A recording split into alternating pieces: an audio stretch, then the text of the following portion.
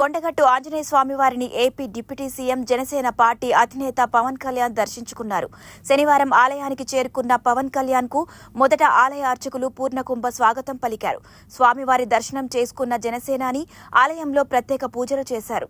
ఈ సందర్భంగా deputy CM Pawan Kalyan కు వేద పండితులు ఆశీర్వచనం, తీర్థ ప్రసాదాలను అందజేశారు. మొక్కులు చెల్లించుకున్న తర్వాత ఆయన ఆలయ పరిసరాల్లో ఉన్న భక్తులు, అభిమానులకు అభివాదం చేస్తూ నేరుగా హైదరాబాద్ వెళ్లిపోయారు. ఇదిలా ఉండగా పవన్ కళ్యాణ్ కు కొండగట్టు ఆంజనేయ స్వామి అంటే అతీతమైన భక్తి అని చెప్పవచ్చు. పాలిటిక్స్ పరంగా ఏ నిర్ణయం తీసుకున్నా కూడా పవన్ మొదట కొండగట్టు అంజనను దర్శించుకుని ముడుపులు కట్టేవారు.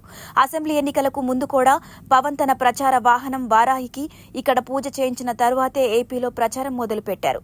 ఎన్నికల్లో విజయం సాధించిన తర్వాత పవన్ డిప్యూటీ సీఎం హోదాలో పవన్ కళ్యాణ్ తొలిసారి కొండగట్టు వచ్చి మొక్కులు చెల్లించుకున్నారు.